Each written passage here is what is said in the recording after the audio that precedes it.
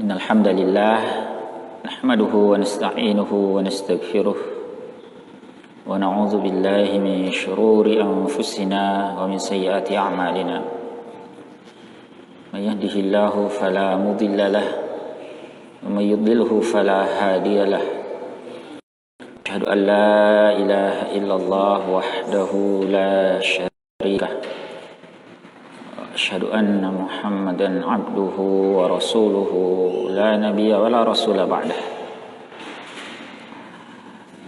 اللهم صل وسلم على هذا النبي الكريم سيدنا ومولانا محمد بن عبد الله وعلى آله وصحبه ومن والاه ولا حول ولا قوة إلا بالله. Hadis ini diriwayatkan oleh Imam At-Tirmizi dari sahabat Anas bin Malik radhiyallahu anhu. Wa an Anasin radhiyallahu anhu. Dari Anas, maksudnya Anas bin Malik ya radhiyallahu anhu. Beliau berkata, qala Rasulullah sallallahu alaihi wasallam, bersabda Rasulullah sallallahu alaihi wasallam, idza arada Allah bi 'abdihi khairan, apabila Allah menghendaki pada hambanya itu kebaikan,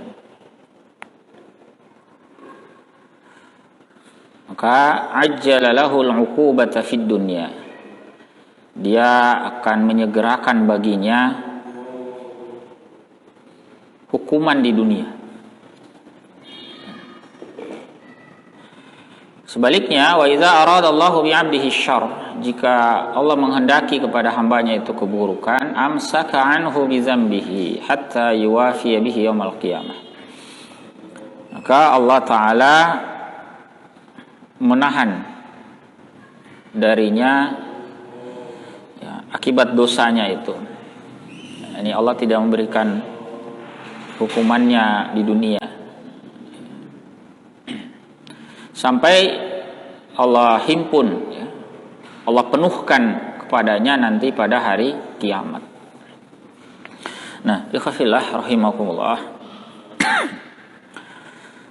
hadis ini termasuk diantara hadis-hadis yang diungkapkan oleh Imam An-Nawawi rahimahullahu ta'ala dalam bab ini ya, yang itu seakan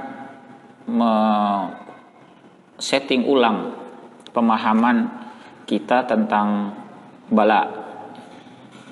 Tidak jarang manusia itu menganggap bala itu sesuatu yang buruk, sesuatu yang negatif, tidak mau terkena bala. Padahal sebetulnya di balik itu ya, kalau kita sikapi dengan kesabaran, insya Allah itu ada banyak kebaikan, ada hikmah-hikmah yang Allah siapkan.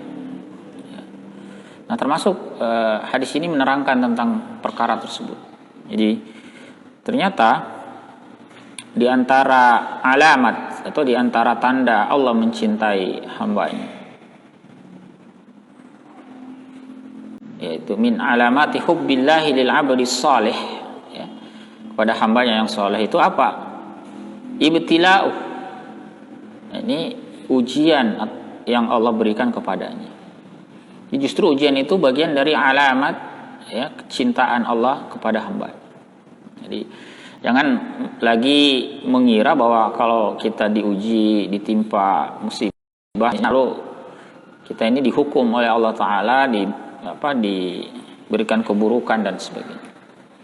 Padahal sebetulnya itu bagian dari tanda kecintaan Allah Ta'ala. Nah, kita perlu melihatnya dari perspektif yang berbeda ya, yang selama ini kita pahami. Bahwa itu bagian dari kebaikan.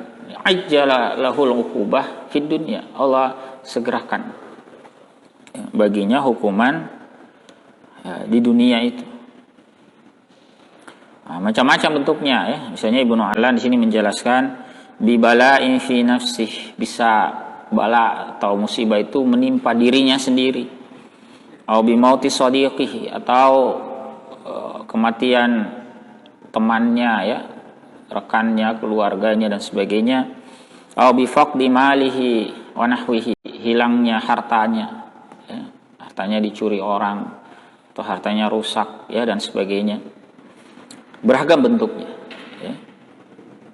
Maka fayakunu dzalika idza salima minat tabarrumi minal aqdari ya, kafaratan li jinayatihi. Kalau bala yang menimpa itu kemudian dia sikapi dengan baik, ya, dia tidak berkeluh kesah, dia tidak menyalahkan takdir Allah Ta'ala, dia terima itu dengan kerelaan, maka itu bisa menjadi kafarah atas keburukan-keburukan yang dia kerjakan. Bagaimana juga disampaikan di hadis-hadis yang lalu. Ya. Kemudian fayuwafa, ya, atau fayuwafil qiyamah, ya, dia sempurnakan pahalanya nanti di hari kiamat, atau nanti ketika tiba hari kiamat, wa qad khalasa min tab'atiz zambi wa darkihi. Ya, dia bersih dari apa? Dari dampak dosanya. Jadi tidak lagi mendapat hukuman atas dosa-dosanya yang telah dia lakukan di dunia. Ini diantara fadilahnya, ya. Bisa saja Allah segerakan hukuman itu dalam bentuk bala pada kita. Justru itu kebaikan. Kita belum rasakan sekarang karena belum di akhirat. Di akhirat itu kan berat sekali siksaan itu. Daripada dapatnya di akhirat yang sangat berat, sangat pedih. Ya. Maka ketika Allah berikan, ya Allah segerakan itu di dunia, itu Allah ringankan. Ya, sesuai dengan apa yang kita mampu. Ya.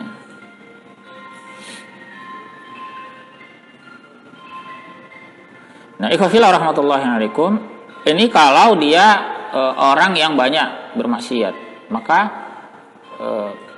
bala yang turun kepadanya itu menjadi bagian dari hukuman dosa-dosanya. Dan di akhirat dia bersih.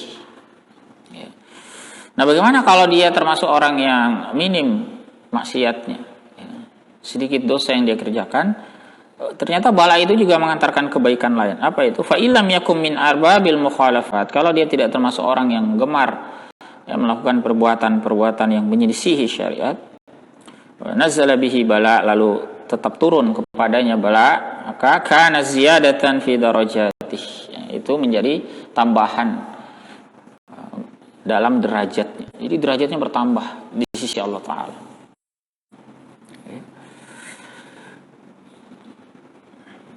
Ya, wa alaihi yahmilu hadis. Nah, ada hadis yang menguatkan ini.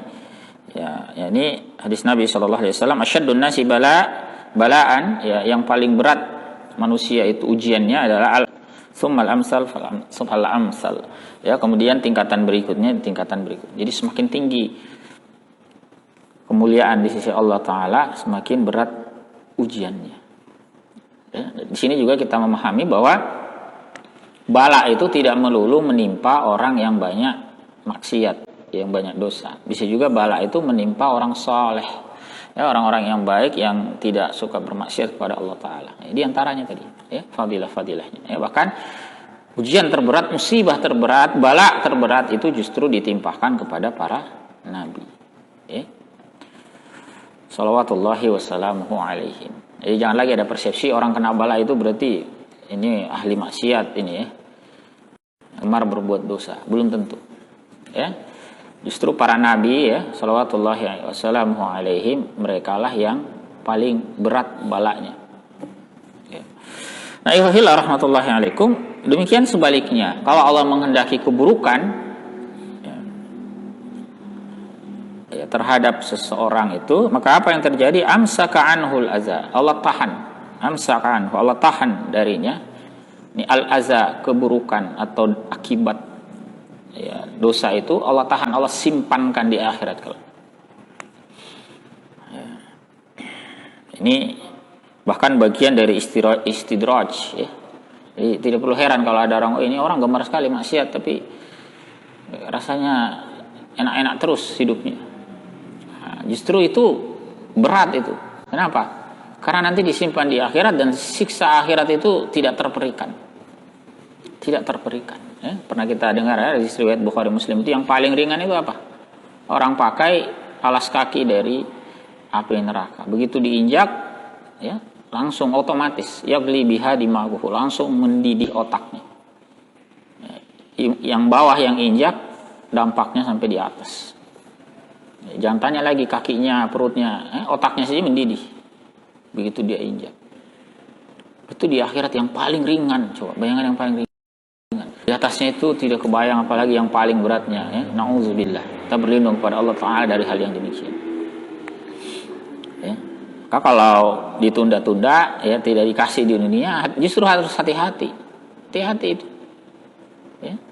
Kalau Allah kasih kita di dunia kan tidak mungkin neraka itu didatangkan di dunia. Allah ringankan. Allah kasih versi ringannya. Nah, tapi kalau disimpan di akhirat, nah itu versi finalnya itu berat, tidak terperikan. Ya. Jangan bangga kalau banyak maksiat. Saya ini banyak maksiat malah tidak apa-apa. Ketika saya taat malah diuji macam-macam. Giliran saya maksiat. Ya. Kalau ibarat sekolah ini ya justru yang sekolah itu kan yang diuji itu. Kalau yang tidak sekolah ngapain diuji? Jadi kalau memang dia tidak ada keimanan, tidak ada ketakwaan, ya wajar kalau tidak diuji. Ngapain diuji lagi? Ya. Justru yang diuji itu adalah yang menyatakan dirinya sebagai seorang mukmin. Nah, justru celaka ini bagian dari istidraj, ya, ketika itu disimpankan balasannya di akhirat. Di bagian berikutnya Anas melanjutkan, ya, waqala Nabi sallallahu alaihi wasallam, ini masih riwayat Anas bin Malik, ya, masih kelanjutan yang tadi. Inna 'idhamal jazaa'i ma'a 'idhamil bala. Sungguhnya besarnya balasan itu bersama dengan besarnya bala. Ya. Jadi kalau balanya kecil, ya kecil juga jazaanya. Kalau balanya besar, besar juga jazanya. Ya. Nah, maka dari perspektif ini kita juga bukan sekedar bersabar ketika ditimpa bala, tapi juga bersyukur. Justru dengan adanya bala itu kita mendapatkan peluang mendapatkan balasan di sisi Allah Ta'ala. Semakin besar balanya berarti apa? Semakin besar potensi kebaikan di balik itu. Ya.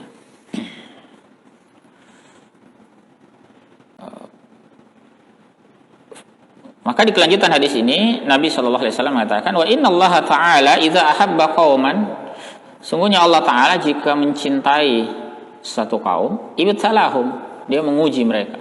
Senada dengan riwayat-riwayat sebelumnya yang kita baca. Jadi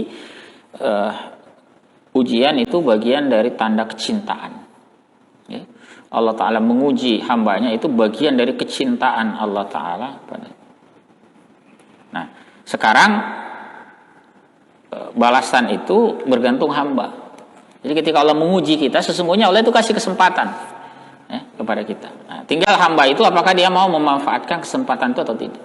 Di kelanjutan hadis ini Nabi SAW menyatakan, faman radiya, siapa yang ridho, ya, dia ridho terhadap bala yang Allah timpakan kepadanya.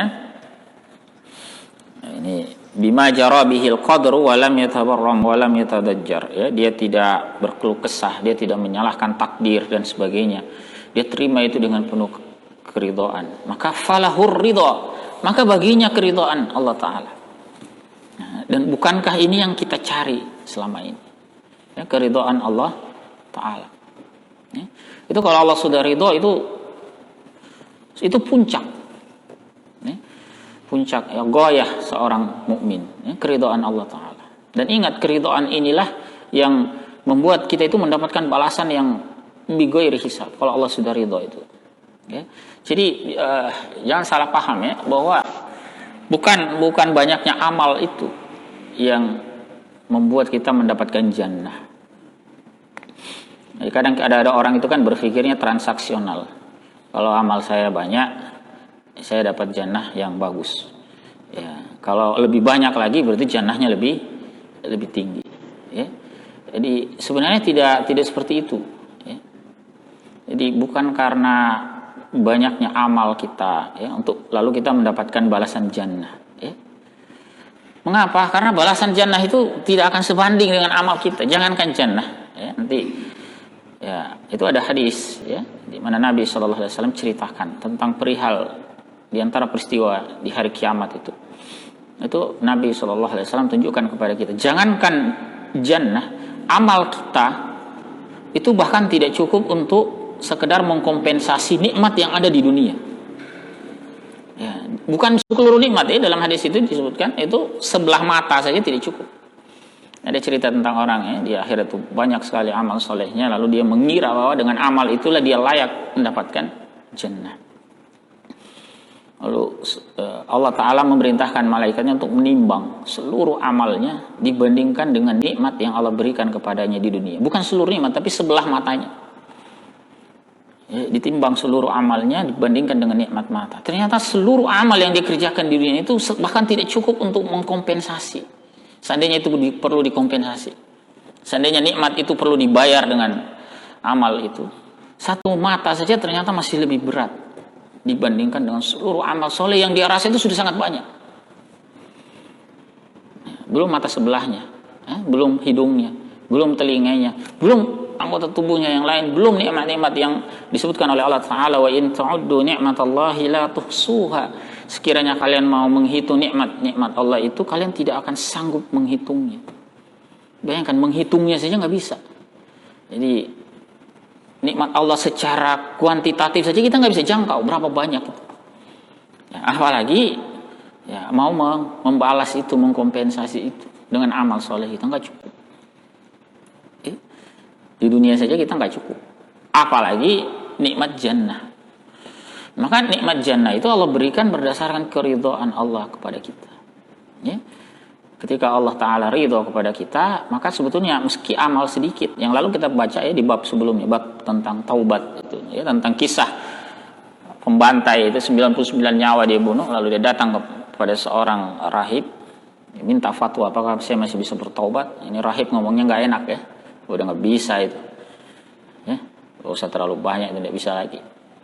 Ngomongnya nggak enak, akhirnya yang tadinya 99 genap jadi 100, mati juga si rahib. Ya. Tapi masih ada keinginan dalam dirinya untuk bertaubat. Dia datang lagi kepada orang yang dianggap berilmu, lalu ternyata penjelasan orang yang berilmu itu bahwa dia itu masih bisa bertaubat. Siapa yang bisa menghalangi taubat dia dengan Allah Ta'ala? Lalu kemudian dia bersungguh-sungguh ya, bertaubat kepada Allah Ta'ala. Dia dinasihati untuk meninggalkan negerinya, menuju ke tempat yang lain yang di sana itu banyak orang-orang soleh, sehingga dia bisa beribadah bersama mereka. Itu di hadis bab yang lalu ya. Ringkas cerita, dia kemudian berangkat, belum sampai di sana, masih di pertengahan jalan meninggal ya, meninggal dunia. Jadi amalnya belum banyak ya, belum banyak. Ternyata apa? Dia termasuk ahlul jannah ya. Berarti amalnya ya belum banyak. Baru sehari itu mungkin, baru sebentar itu. Jadi amal taubatnya dan amal berjalan dia ke sana. Selain itu belum ada. Tapi ternyata ya Allah ridho kepadanya dan Allah jadikan dia sebagai orang-orang yang dirahmati. Ya, malaikat rahmat Allah utus untuk membawa dia. Ya, bisa dibaca kembali di kisah yang lalu. Jadi bukan persoalan amal itu banyak ya, atau sedikit, tapi apakah Allah ridho dengan amal kita. Ya. Dan ini di satu sisi juga mengajarkan ya seorang hamba itu agar tidak berbangga dengan amal.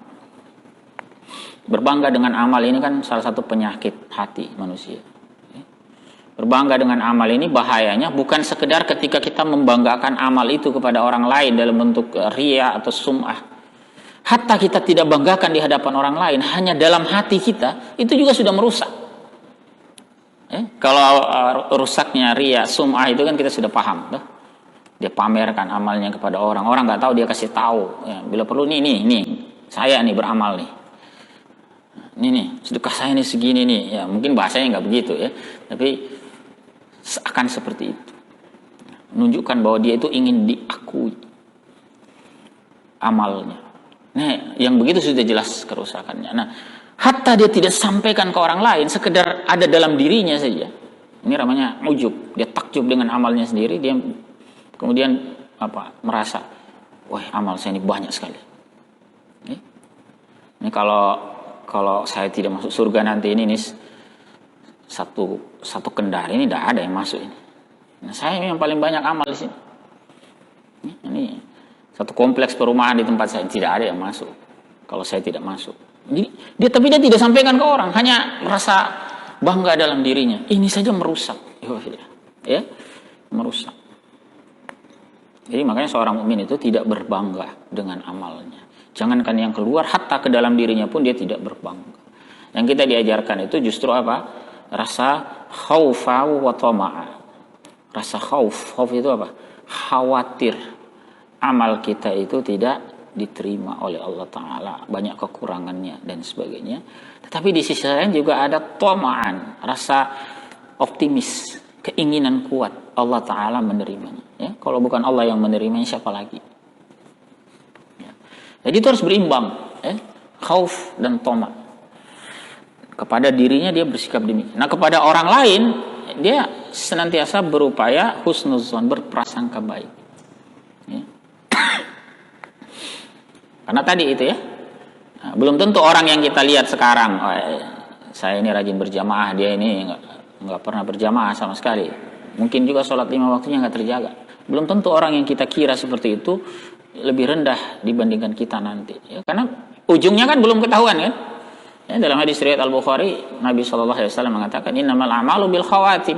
Amal itu nanti ditentukan di ujung. Ya.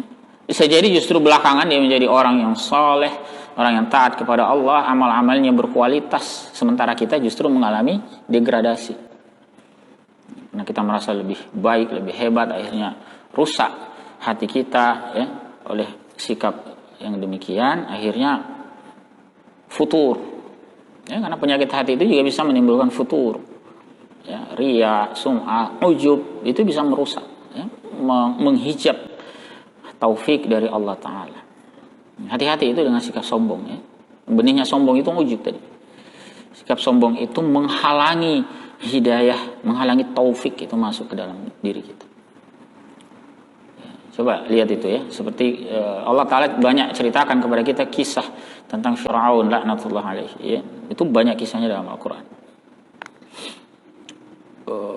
Itu Allah berikan kepada Nabiullah Musa alaihissalam banyak sekali mukjizat. Diperlihatkan kepada Fir'aun. Padahal sebetulnya satu mukjizat saja itu sudah cukup untuk membuat orang itu meyakini bahwa ini adalah yang membawa ini adalah utusan Allah Ta'ala. Nah, sebagaimana yang terjadi pada para penyihir itu. Lihat kisahnya penyihir itu kan, yang diadukan, ya, dipertandingkan menghadapi Nabiullah Musa alaihissalam. Itu memang beradu. Ya, Nabiullah Musa alaihissalam itu ya, diceritakan dalam surat Al-A'raf, ya, misalnya tukang sihir itu dipanggil ya, oleh Firaun. Ya. Wajah as-saharatu Fir'aun qalu inna lana la ajran in kunna nahnul ghalibin. Ya, penyihir itu berkata, kalau kami menang, ya, apakah kami dapatkan upah, apa dapatkan reward, ya, kalau kami menang. Apa kata Firaun? Qala na'am wa innakum laminal muqarrabin. Ya, betul. Bahkan kalian akan menjadi golongan terdekat. Orang-orang yang kalau bahasa sekarang itu ring satunya Firaun. Lingkaran dalamnya Firaun kalau menang. Singkat cerita, kumpullah orang-orang, dikumpulkan di Madain ya, di satu tanah lapang yang luas itu. Banyak orang menyaksikan. Firaun menghimpun para penyihir ya, untuk diadu dengan Nabiullah Musa alaihissalam. Para penyihir kemudian mengatakan apa? Qalu ya Musa imma an tulqiya wa imma an nakuna nahnul mulkin. Wahai Musa, apakah kamu yang mau lebih dahulu melemparkan ya, atau kami? Nah, Nabiullah Musa mengatakan, qala ya alqu, silakan kalian duluan. Ya.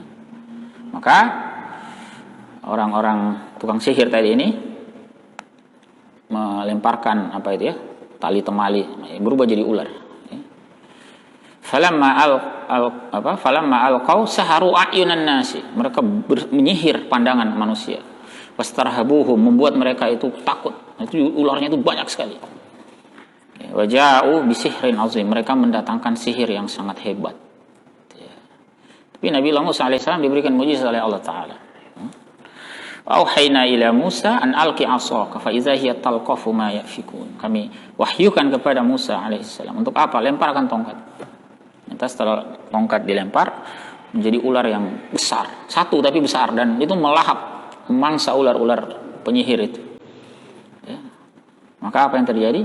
Fawaqa al-haqqu wa batala ma kanu ya'malun. Al-haq itu kemudian unggul dan batal atau batil lah apa yang dilakukan oleh orang-orang tukang sihir tadi.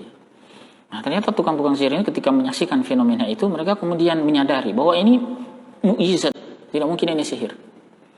Ya.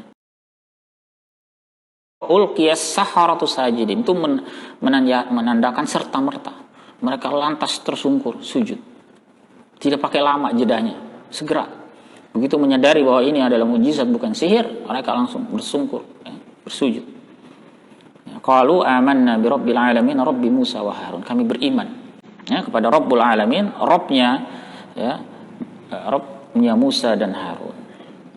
Itu Firaun marah besar itu. Bayangkan itu suatu event yang sudah dia rencanakan sedemikian rupa untuk mempermalukan Musa alaihissalam itu. Dia sudah siapkan tukang-tukang sihir terbaik, dia akan jadikan itu sebagai ajang untuk menyatakan keunggulan dirinya. Ternyata justru berbalik. Dia marah besar itu sampai dia ancam penyihir itu, para tukang sihir itu, akan dia tuduh tukang sihir itu berkomplot dengan Musa. Padahal tidak ada konspirasi. Itu terjadi secara secara alamiah di situ, tidak diatur-atur maksudnya. Marah dia mengancam tukang sihir, ini kalian sudah bersekongkol. Qala amantum bihi qabla an azana lakum, kalian ini sudah beriman kepadanya sebelum saya mengizinkan kalian. In hadza lamakrum makartumuhu li madinati litukhriju minha ahlaha, sungguhnya ini adalah makar yang kalian buat di kota ini, litukhriju minha ahlaha, untuk kalian apa? Untuk kalian bisa membawa pergi penduduknya. Kan Nabiullah Musa itu kan meminta Bani Israel diserahkan kepadanya agar dia bisa membawanya. Firaun itu menuduh tukang sihir berkomplot dengan Nabiullah Musa alaihissalam. Padahal yang terjadi tadi itu sebetulnya perubahan yang spontan. Keimanan yang spontan dari para tukang sihir itu. Kenapa? Karena mereka menyadari bahwa ini tidak mungkin sihir, ini adalah mukjizat dari Allah Ta'ala. Tidak ada kesombongan dalam diri mereka. Singkatnya mereka beriman, bahkan diancam, dan bukan ancaman kosong. Setelah diancam itu kan dihukum mati para tukang sihir itu, bahkan disalib. Firaun mengatakan apa? Fasawfa ta'lamun, kalian akan tahu, kalian akan tahu apa yang akan saya lakukan. La uqatti'anna aydiyakum wa arjulakum min khilaf, aku akan memotong kalian, tangan kaki kalian itu secara menyilang. Summa la usallibannakum ajma'in, kemudian aku akan menyalib kalian semua. Tapi ini keimanan para penyihir ini sudah kokoh. Apa yang mereka katakan? Qalu inna ila rabbina munqalibun, kami ini hanya akan kembali kepada Allah Ta'ala. Sudah sadar betul mereka. Wa ma tanqimu min, kelanjutan itu disebutkan, wa ma tanqimu minna illa an amanna bi ayati rabbina, kamu itu tidak benci kepada kami, tidak menghukum kami kecuali karena semata kami ini beriman kepada Rabb kami. Luar biasa keimanan mereka. Ini seakan orang sudah beriman lama ini, padahal masih kejadian sebentar itu, tidak lama setelah peristiwa tadi. Sampai kemudian mereka berdoa, dan doa ini sangat terkenal, sering kita baca, dibaca dari generasi ke generasi. Terkenal sekali doa mereka itu. Para penyihir yang dihukum salib, itu hukum mati, itu mereka mengatakan, Rabbana afriq alaina sabra wa tawaffana muslimin. Ya Allah, limpahkanlah kepada kami kesabaran, wa tawaffana muslimin, dan wafatkanlah kami sebagai muslim. Itu doa mereka, dan itu sampai dari generasi ke generasi, sampai di masa kita itu doa itu terus dibaca. Kenapa bisa seperti itu, ikhwafillah? Karena mereka tidak sombong. Bandingkan dengan Firaun itu. Ini tukang sihir diperlihatkan satu mukjizat cukup beriman. Firaun itu bahkan dalam ayat Al-Quran yang lain itu disebutkan 9 ayat. Ada 9 mukjizat itu diperlihatkan kepada. Tidak ada satupun yang membuat Firaun itu beriman. Tidak ada. Firaun bersama kaumnya itu bahkan mengatakan, wa qalu mahma ta'tina bihi min ayatin litasharana biha fama nahnu laka bimu'minin.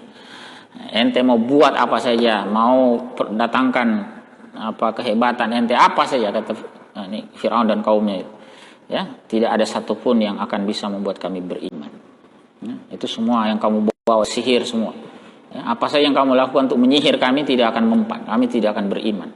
Coba, ini orang sombong luar biasa. Padahal beragam mukjizat Allah perlihatkan kepadanya, tidak ada satupun yang tembus. Kenapa? Sombong. Jadi hati-hati wafillah. Sombongan ini merusak betul. Nah, itu benihnya tadi itu ujub, merasa diri itu lebih hebat daripada orang lain dan seterusnya. Makanya di sini disebutkan peringatan itu. agar kita tidak ujub dengan amal kita. Nah, ridholah dengan bala yang Allah timpakan. Ya. Sebaliknya, wa man sakhita falahu sukhtu. Siapa yang dikasih ujian itu justru marah-marah, ya, justru jengkel, ya, tidak menerima takdir Allah Taala, ya, falahu sukhtu, baginya juga balasan kemurkaan. Dia diuji, dia murka, ya Allah balas itu dengan kemurkaan. Kalau dia diuji, dia ridho, Allah balas juga dengan keridhaan. Ya. Ini hadis riwayat Imam At-Tirmizi, ya. Rawahu At-Tirmizi wa qala haditsun hasan. Ya. Beliau mengatakan bahwa ini adalah hadis yang hasan. Ya. Ya, hadis hasan itu satu tingkat di bawah hadis sahih. Ya. Kalau dalam istilah terminologi yang belakangan, ya, sebagaimana dikemukakan oleh Ibnu Hajar, itu hadis hasan dengan sahih itu sebetulnya bedanya. Kalau sahih itu dari sisi qadhabitan periwayatnya itu tinggi. Itu kalau dalam ungkapan para ulama hadis itu tamat dhabti, ya, kecermatan dia, ya, dalam periwayatan itu sangat-sangat tinggi.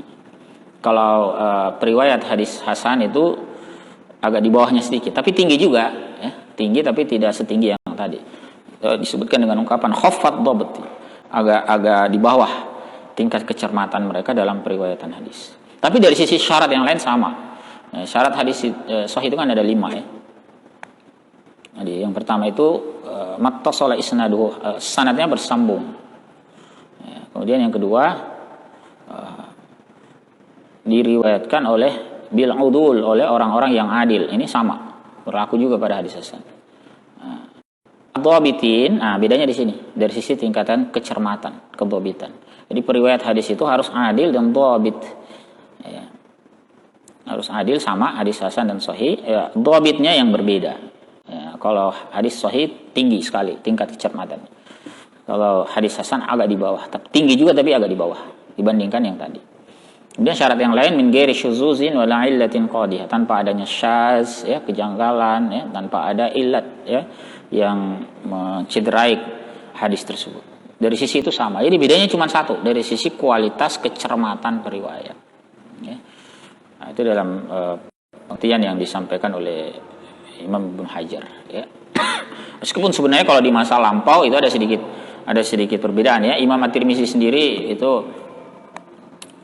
sebetulnya tidak memaknainya persis seperti itu. Jadi beliau menganggap hadis hasan itu sebetulnya hadis dhaif, tapi tidak parah dhaifannya, lalu kemudian dia ditopang oleh hadis-hadis lain. Jadi ada penguat dari hadis-hadis yang senada dengan itu. Atau kalau dalam istilah sekarang itu namanya hadis hasan li ghairihi. Hasan li ghairihi itu awalnya hadis dhaif, tapi karena tidak terlalu parah kedhaifannya dan disokong oleh hadis-hadis lain yang senada, naik derajatnya menjadi dia hasan li ghairihi. Nah, itu ada sedikit perbedaan, ya, pemaknaan. Baik, ikhwafillah rahmatullahi alaikum. Itu urasan kita di hadis, satu hadis, ya, yang kita bahas malam ini, ya. Wallahu a'lam.